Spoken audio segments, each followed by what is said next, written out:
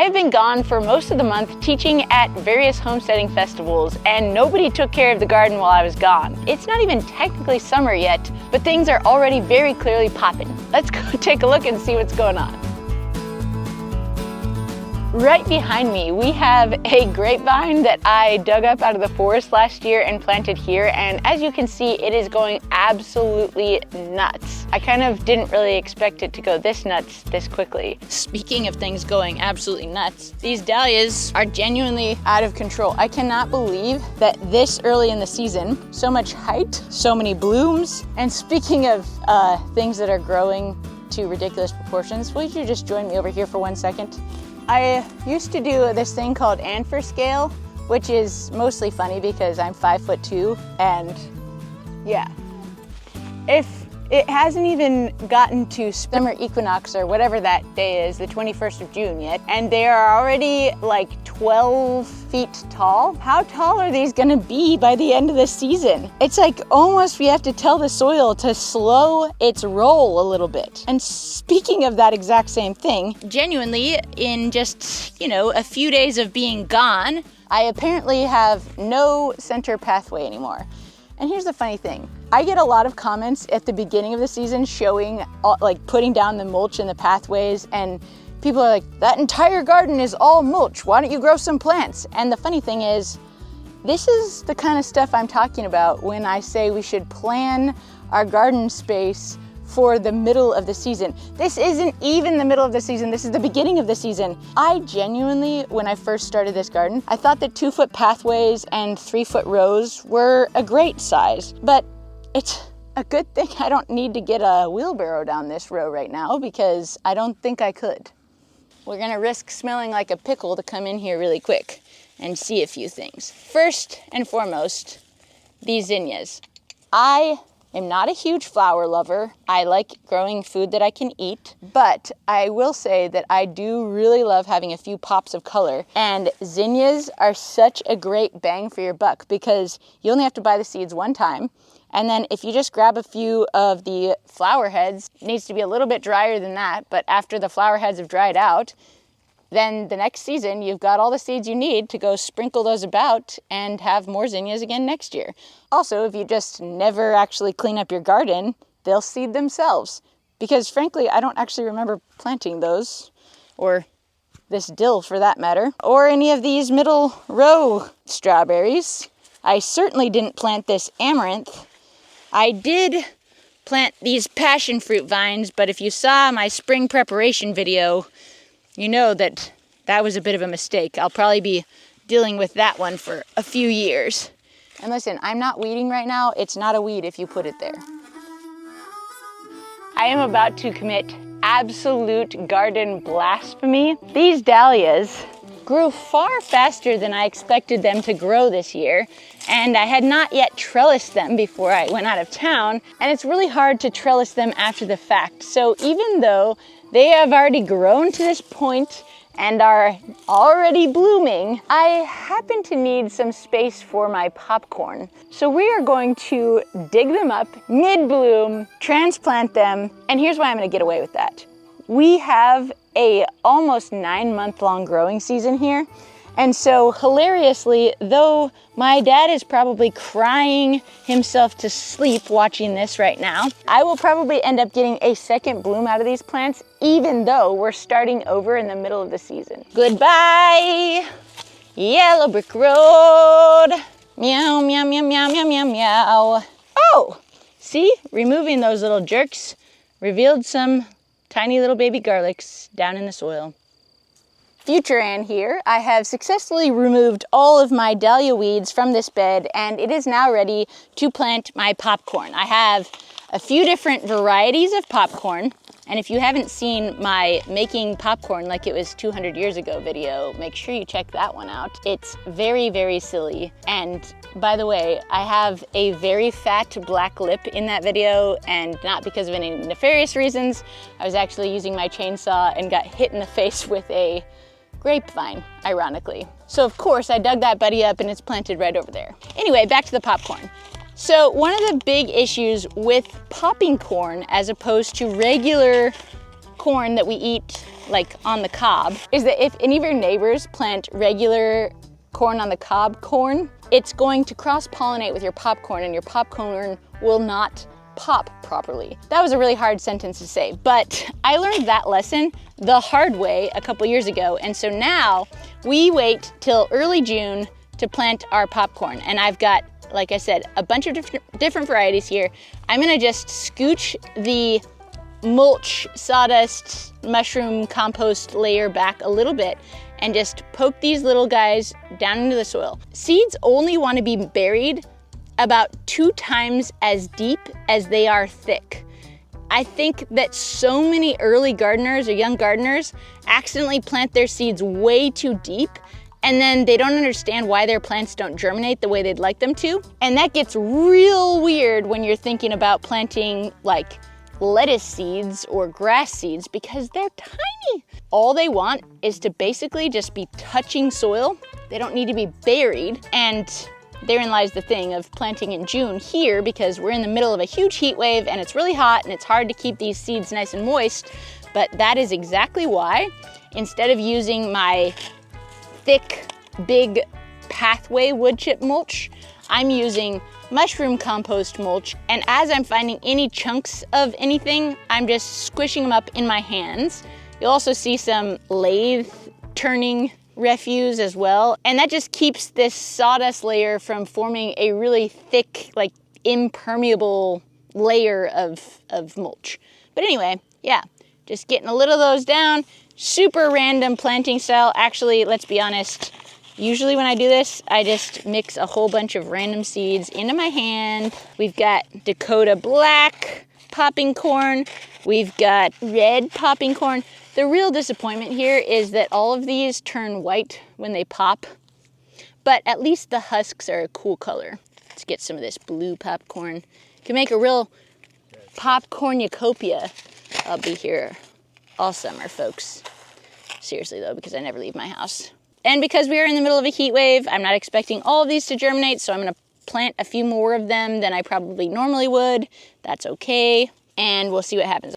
Any Hoosiers, it's corn. It's gonna pop. This is the part of the video where Adam's like, please stop. You know what you're getting into, buddy. Because I grew up pretty poor, I've always been really, really self-conscious about random tarps or garbage buildings around the yard, and this is a prime example of me now shifting into a new season of life where I care more about my animals' comfort than I do about the neighbor's opinion of me. In the background of Adam's shot that he was just complaining about, ruining his pasture views, is Lucy's beautiful new shade cloth that is perfectly shading her mosquito pit, also known as her mud wallow. Because today I came around the corner and instead of using her normal shade that I've created, she was laying in the direct sunlight, getting toasted like a summer tomato. And I was like, listen, I have a tarp, I have some D-rings, we can fix this. The transition between late spring and early summer here means that hot weather is about to start. And with the hot weather comes the end of the most prolific part of strawberry season, which is always really sad to me because I love strawberries. But that sadness is tempered by the fact that the end of strawberry season means the start of strawberry runner season. And if you've been watching this channel for a while, you know that I am obsessed with propagation. I started with 25 strawberry plants. There are strawberries everywhere you look now, and yes, that means we have less strawberries overall, and it's also really hard to pick the strawberries. But the point of all of this was to make more strawberries so that this fall I can uproot the majority of these strawberries and transplant them into the far expanded orchard over there, and then those strawberries will become ground cover and fruit-producing delights over there as well. Look at all these. I mean, it's ridiculous. Oh yeah, see, we've still got some strawberries growing in here. But if we look back in here, we can see that the mother plant, or just like the main crown, will finish fruiting, and then it'll start putting off these things called runners. And each one of these runners will start like this, but when it makes contact with the soil, it will start growing roots, and then those roots will get established. That'll be its nutrient and water source, and then it will keep running out this way, or whatever way we actually direct the runner to go. And I'm not that worried about these strawberries growing in the pathways, because honestly, they'll keep running over these beds, and on it goes. Here's one that's starting to produce some roots. And once it's got a couple roots, you can actually even take it off here. Then you take off the majority of the foliage so that those roots don't have a lot of foliage to support. And you can literally just take that and stick it down in the soil, just like this. And ta-da! More strawberries. And also one for the mouth. Delicious! You'd think we would have learned this lesson last year when we went to Alaska in August, but with our soil getting better and better every year, our garden gets a little bit more untenable earlier and earlier in the season. Remember that enormous asparagus thing I showed you in our spring garden tour? This was it, way back when. And now she's 10 feet tall. If your asparagus ever gets this tall and you come bushwhacking back into the back of your... All that to say that asparagus is a bit of an allergen for some people. So if it's touching your skin and you have sensitive skin, look out. Wait, my sweet Nordic companion here maybe don't touch as much of it, but it's too late. Anyway, we're on a mission here. We're forging our way into the Darien Gap here. These are my kiwis that I'm working on propagating. Young Jeffrey, my male goat that loves having orgies in the most inopportune times. No, Jeffrey! Jeffrey, no. No. Jeffrey, absolutely not. Get out. Was chewing on the back of it, and so I didn't actually get it trellised some more garlic. I didn't get it trellised the way that I wanted to, so it's kind of blocking our way. We're on our way back to the Paw Paw Tree that you saw me plant a couple years ago from a little stick I stole from the forest. And then in my spring garden tour video, you saw me pollinating my Paw Paw Tree with a little paintbrush, something that, just any normal human does in their spare time. But guess what, my sweet friends? That little paintbrush action has created exactly what I wanted to. This little lone fruit is kind of pathetic compared to this beauteous little cluster here. I cannot even begin to tell you how excited I am. This is a 3-year-old Paw Paw tree in full sun. And in case you've never heard of a pawpaw before, usually they grow in the shade. And because they are a rhizomal tree and they have to be pollinated not by honeybees, but by crane flies and all kinds of other more strange pollinators, they don't tend to fruit as often as a lot of other fruit trees because they have to be pollinated by a different genetic rhizome than their own rhizomal species. All this to say, boy howdy, it worked.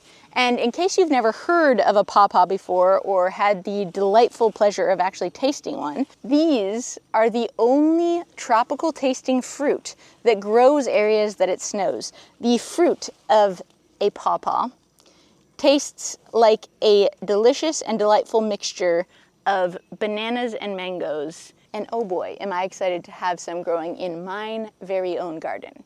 And behind all of this stuff, you can see all the random grapes and other things. And I had like 40,000 more other things I wanted to show you, but Adam is complaining about all of the itchiness of the asparagus tree fronds touching him. So let's get out of here. Come over here, please. Oh, some more garlic. Before we take a look at the garlic, just a quick little gander at these grapes. I've grafted several more popular grocery store versions of grapes onto local grape rootstock that I have propagated from local grape rootstock from the forest. And as you can see, they're starting to thrive, and I'm very, very excited about that. Oh, cucamelons too. Ah!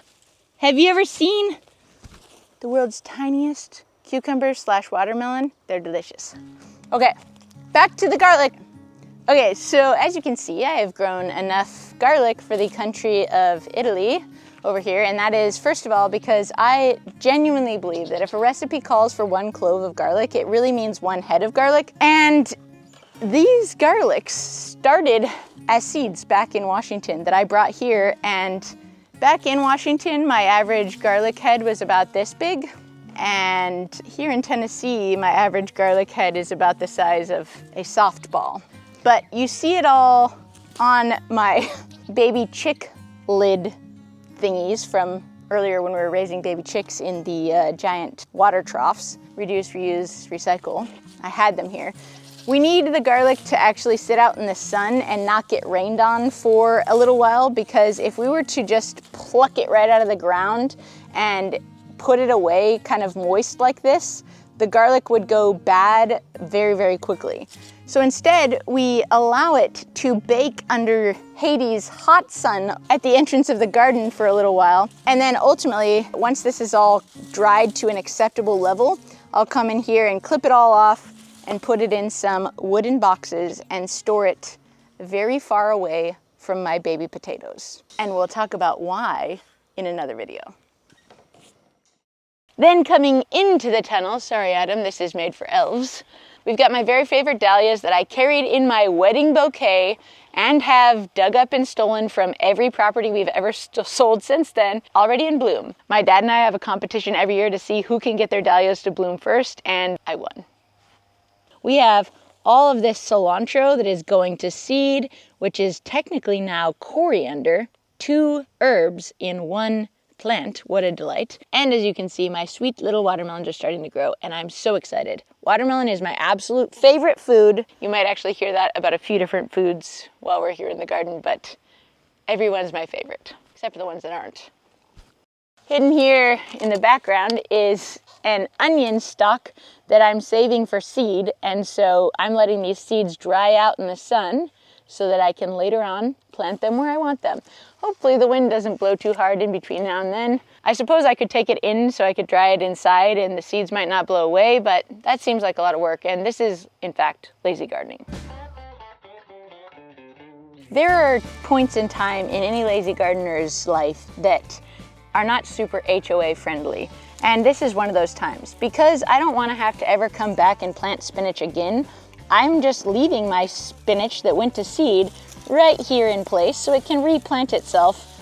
But it does look a little crappy in the meantime. And of course, whatever was munching on some of this, or affecting some of that, is also somewhat affecting my cucumbers here, but I don't really care about that because it's not going to affect it enough that it's actually going to be a problem. We're just gonna help the cucumber grow up this little trellis here by just doing a little bit of this. By the way, cucumbers and everything in the cucurbit family, so squashes, pumpkins, zucchinis, they don't like to be transplanted, so they don't like to be started as starts and then moved into the soil. They far prefer to be planted by seeds, and in all honesty, they have such a short growth cycle that planting them as seeds as opposed to planting them from plants will actually not lose you very much time, because by the time they've recovered from their transplant shock, you'll pretty much be caught up with wherever a seed would have been anyway. One of my favorite things about lazy gardening is that there's no need for crop rotation. So though many gardeners will tell you never plant the same crop in the same place season after season, I'm only gonna plant the same crop in the same place season after season because I'm never gonna come and put seeds down. I'm gonna let it go to seed and then it's gonna reseed itself. Case in point, these beans. Yeah, we do have a little bit of disease on these leaves here. And could that be caused by, something in the soil from the beans dying here last year? Absolutely. However, the soil here is so dang healthy that at this point in the season, with this little bit of disease, the doubling power of the plant, or its ability to create enough solar panels that this diseased leaf doesn't really matter, at this point in the season is super high. So as you can see, as we go up the plant, we have tons and tons of fairly healthy foliage. I mean, you can see here, we've got a few little munchies from some sort of pest. But again, because the soil is so healthy, the plant is going to be super healthy and it'll be able to heal itself no matter what happens. Of course, if my donkey Howdy gets in here, that might cause a little bit more of an issue, but barring any garden terrorists coming in, I think we'll be a-okay. Man, I feel like it's been so hot while I was gone that I may have like mostly missed raspberry season. I can see all these raspberries on the ground, but such is life. Oh my God, do you hear Lucy snoring? It's like 4:30, you little dum-dum. Lucy? Hi, buddy, I brought you a treat. You can back right off, Brenda. You have plenty of treats. Lucy is the crankiest little grandma that ever did live. I love how, like, just absolutely worthless and wonderful she is. And I will say that that cabbage stalk was almost as good ASMR-wise as the leftover watermelon rinds. That shall be coming soon. Stay tuned. Okay, you can go back to bed now. Thanks for hanging out with us. Bye, buddy. Over here you can see that I've been lying to you this entire time. No weeding, no watering, just easy, lazy gardening. There are weeds all over my garden, but here's the thing. In a place like this, weeds are actually totally fine. These weeds are sending down roots, which is breaking up the super compacted soil in my pathways here. Their roots are making way for microorganisms to keep crawling around down there, and when they die in place, they will then provide organic matter for those microbes and the delightful mycelium we have everywhere to eat as well. But I do have a little bit of discernment when it comes to which weeds are okay where. All of these weeds here are totally fine. Actually, the reason that they're even here is because somewhere in my cardboard laying endeavors this spring, this spot somehow missed getting its cardboard. And you can actually see that there's a delightful assortment of both weeds and, well, intended things as well. This amaranth planted itself, you know, the wind blew one time and the seeds spread everywhere. But as you can see, the amaranth is doing its job. It's being exactly what it is, a fantastic pest attractant, which then keeps the rest of the plants in my garden protected. And in a pathway like this, it's like totally fine to be here until I get sick of it, and then I can just literally just break it off and leave it in place. Because left to its own devices, this amaranth, just like many other things in the garden, will get to be 15 feet tall if we don't, you know, watch it too closely. And as you can see behind me here, we have the strawberries doing exactly what I want the strawberries to do.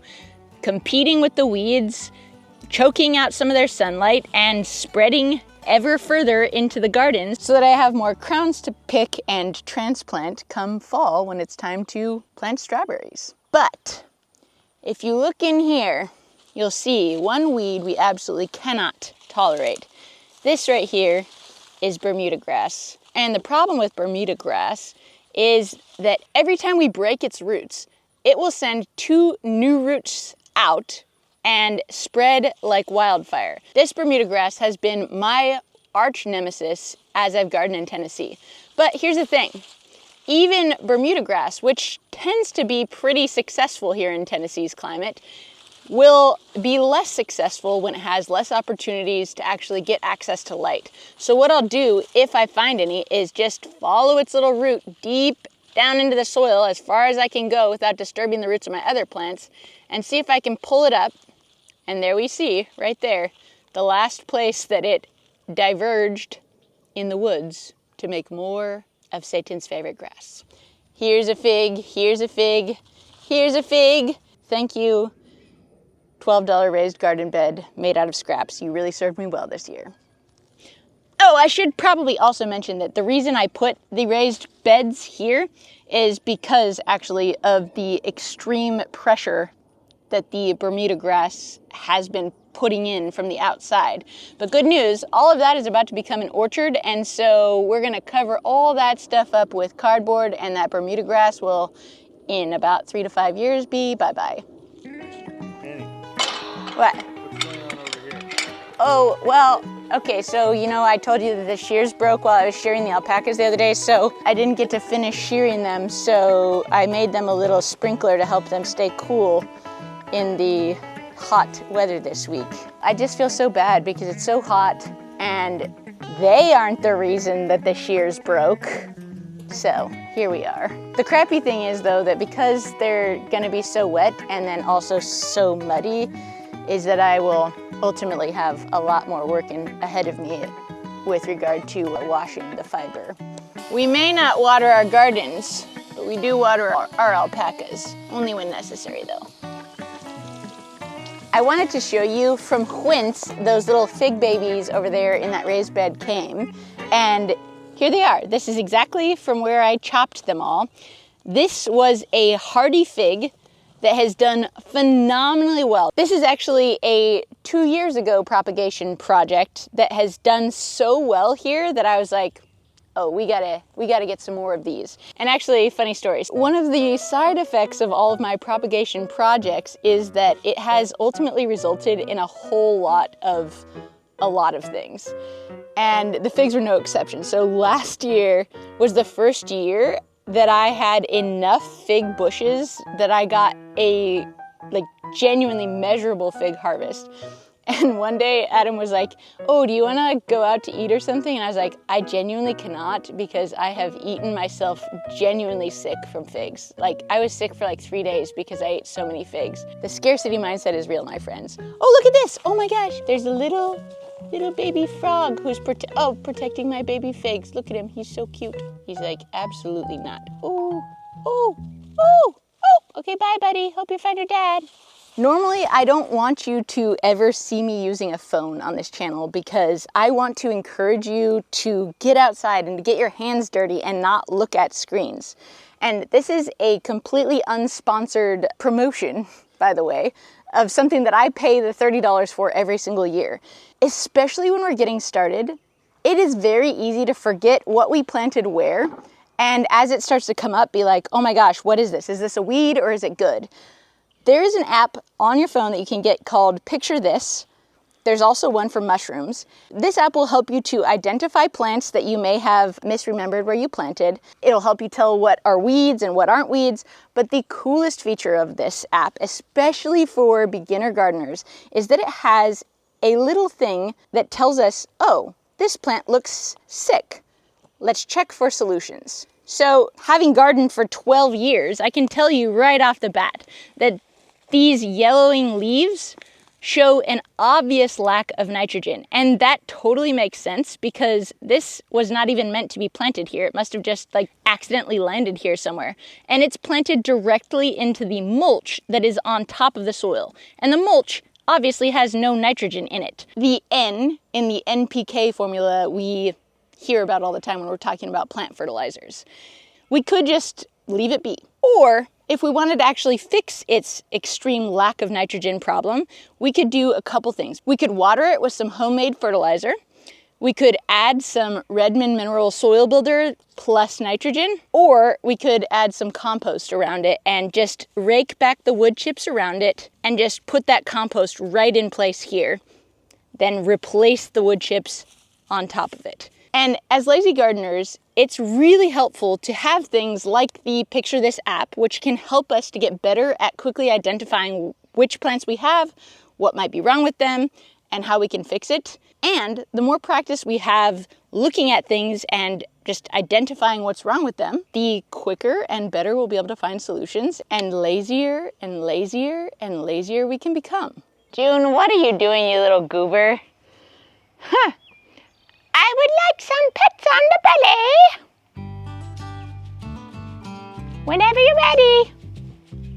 One of my absolute favorite lazy gardening tips is that if we're struggling with a very specific kind of very prolific weed in a certain area of our garden, we want to look for a more desirable plant that actually looks like the weed that is growing in our garden. So this is a pretty perfect example. These little persnickety grass species are the bane of my existence as a lazy gardener. Mercifully, I've been able to get them mostly under control by doing really hot compost, by doing thick layers of cardboard and mulch, and then reapplying very hot composted compost every year. But as I was thinking about what this grass actually looks like, I was reminded of when I used to live in Thailand. And when I lived in Thailand, one of the main herbs that we used to flavor our food was lemongrass, which, by the by, looks very, very similar to this grass. So I went online and I found myself some lemongrass seeds. And what do we have here but some very healthy, prolifically growing lemongrass that, as you can see, looks very similar to this less desirable grass species. And I planted this lemongrass right where I pulled a whole bunch of this grass up, and not surprisingly, right here where these weeds were previously thriving, the lemongrass is now thriving with no human intervention whatsoever. Although I did actually put this little thing around it so that anyone else who might be visiting my garden doesn't accidentally pull it, because it truly does look almost exactly like this. And I would be real mad if someone pulled up my lemongrass after all this. Amaranth, we've showed before, is a fantastic trap plant. As you can see by all of its munched on leaves, it attracts a lot of the pests that might otherwise be munching on some of the stuff that we want to munch on. And it also is a really nice pop of purple color. It's actually great for making natural dyes if you're into that sort of thing. And when it goes to seed, this is actually also a grain. You can actually cook this up like a cereal grain. You can dry it and use it as flour. I spent many, many hours creating some purple flour to make a tortilla once from this, and I was so excited because I'd finally found my own source of flour. That was fun one time, and I shan't be doing it again. What? Yes, well, I'm sorry that I'm so good at gardening. I seriously think, Adam, we just need to teach you how to become a gardener so we can tell you what's okay to step on. It's okay, those are fine because those are all strawberry runners. We'll just literally grab them by the handful. We don't have to be super precious about this because, as you can see, we're not gonna run out anytime soon. But seriously, you can be so much rougher with plants than people seem to think. They can tolerate quite a bit of abuse. Obviously, that's more true for certain plants than others. I mean, literally, it's far more efficient for me to just come in here and just genuinely rip these out of my pathways and then stick these other ones that I've pulled out in some soil somewhere than for me to just baby these all summer and, like, you know, tiptoe around them and worry about stepping on them and all that. I will say though that if you have super hard compacted soil, just ripping things out of the ground like I am right now is probably not going to yield quite the same results. Part of the reason I'm able to get so much of the root system of these plants is literally because I could just plunge my hand down deep into this soil with very little effort. And look at all of that good mycelium. As I'm grabbing all of these, I'm trying to get as many of the roots pointing down as possible. So, you know, we've got the green tops up here and the roots pointing down. So I can just stick these in a bucket of water and, you know, let those roots continue to grow for a little bit until I figure out where I'm gonna put them next. You know, you can make almost anything into a pickle. I certainly can. That's a joke about getting myself into a pickle. On the other side of that whole chaos that we just looked at is my kiwi vines that I am so excited. This is a different variety of kiwis that I've ever had here before. I have one right here and one right here. I got these kiwis and a bunch of other fruit trees and other future propagation experiments from my friends at Rain Tree Nursery, and they are a fantastic source for super weird, wonderful things that a lot of other places don't have. One thing I really wish I'd done before I went out of town was pick all my garlic, because it is a tad late to pick this. Oof, but it's okay. We're just gonna walk through the garden and pull whatever we can. And there might be a few bad bulbs, but I think it should be pretty good. So we're just gonna now keep moving on down the line. You can tell this soil needs a little reworking. Oops, see, that one's no good. We'll toss that one over to the compost. Oops, oops. Oh, I hit my beehive. Oh well. Oh, this is really fun. This right here is my Tumeric, which when I planted it, I did not realize it was going to be a perennial or a plant that comes back every year. But that's so silly to think about because it is planted with bulbs just like the dahlias are or anything else. What I was worried about though is that, you know, because it gets pretty cold here, it can snow. I mean, we went to like -3 degrees for a couple days this winter. I was sure that it would just kill that stuff in the ground, but it's come back bigger and better every year. Here we've got my Chinese long beans, and I am super excited about those. Though there are not very many Chinese people and not very many options for good Chinese food here in Tennessee, mercifully, the climate is very similar. So I've been able to grow a lot of the things that I grew up eating in Asia here in my own garden, and this is no exception. These things will get to be really long, beautiful, delicious, and delightful beans. And little known fact about me, I actually speak pretty fluent Chinese. I can read and write pretty well. And so if there are any Chinese speaking watchers here, here's a little secret for you that the rest of the audience won't catch. 我特别喜欢喝青岛啤酒，青岛是我最爱的牌子。Back to the video. I'm just going to point out something kind of funny really quick. So earlier in this season, I got it in my head that I wanted to do basil microgreens.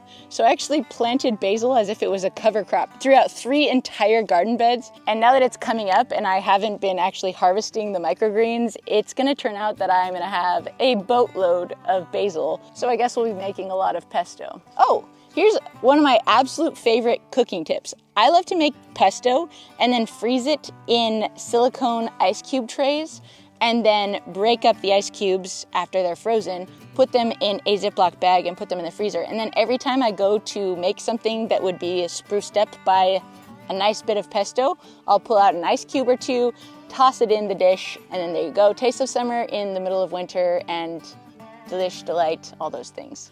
Let's take a look at the Brassica patch. As you can see, there has been a slight amount of pest damage in here, but honestly, not enough to actually worry about. And one of my favorite ways to just kind of deal with A, the extreme proximity issue we have here because I planted things so close together, and B, that pest damage itself, is to just grab the most damaged leaves and put them into the chicken bucket as I'm walking past. I'll also probably get the majority of the larvae and the bugs that are in there munching anyway. And in doing that, I'm able to save so much of this stuff from the damage that comes from not wanting to, you know, put those little white coverlets on and off or vacuum bugs off my plants like some weird YouTuber tells you to do, and those kinds of things. Lazy is always best.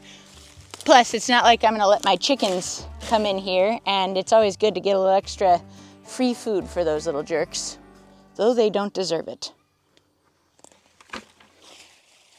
I probably massively overdid it on the lettuce this year because I had this amazing Buttercrunch salad when I was visiting my friend Orion in Wisconsin last year, and I was like, I am gonna plant so much Buttercrunch lettuce next year, and here we are. It is just as delicious as I had hoped, and it has absolutely encouraged me to eat more lettuce than I normally would. And as I'm picking this, take note that I'm actually leaving the roots of the salad in the ground, and that is literally just giving me another chance to have another crop. It probably won't be as good because I'm breaking the cardinal rule of if you want your plant to return in full vigor, you don't ever want to pick more than 1/3 of the plant at a time. But if I were out here carefully selecting each little piece of lettuce and making sure that I'm leaving plenty behind, it would take me 6 hours to pick my salad, and we're lazy gardeners, not full-time gardeners. I want to come in, get my dinner, and get out.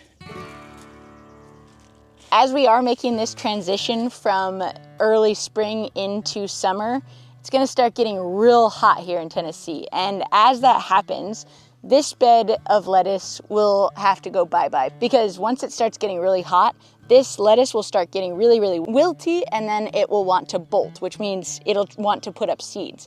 But even before that happens, especially as we're doing my favorite method of pick and pick again here, there's something really interesting that happens at the base of the plant. So check out this plant right here as opposed to this plant. So you might notice on this one, we've got a lot of really close growing foliage. And then on this one, it's already started to really spread out. Then also on this one, there is a very little bit of white stuff right there at the base of where I plucked the leaves. But on this one, there is a ton of this milky white stuff coming out. This little white stuff appears on a ton of vegetables like lettuces and cucumbers, and this is an indication of bitterness. So this lettuce plant is done, because if it's got that much white milkiness, then the lettuce that's gonna come off of it is gonna taste really, really bitter. So we'll pull that one and toss it in our chicken bucket over here, and they can enjoy the bitterness. Who cares if they don't like it? You get what I give you, little jerks. Oh my gosh, as I was picking my lettuce, I realized that I finally got one of my artichoke seeds to actually germinate without having to do anything, and this is very exciting.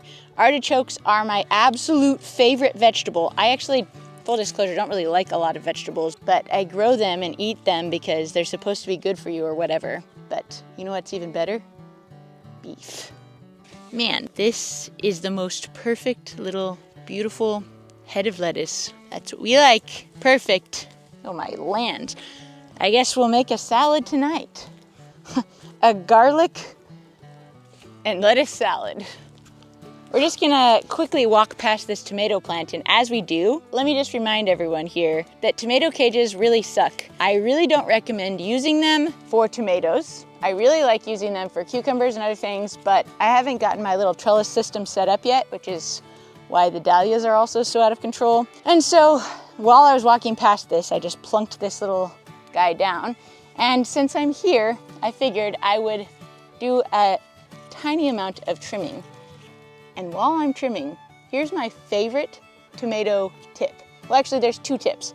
My real favorite tomato tip is that if you have any friends who garden, ask them to grow your tomatoes for you and offer to grow something far easier and less high maintenance and more fun to grow. And then you just plant, a couple sun gold tomato plants and snack on those little baby tomatoes all season long. Then when it's time to can, you just go over to your friends and be like, okay, I'm ready to get my 6 boxes of tomatoes to can now.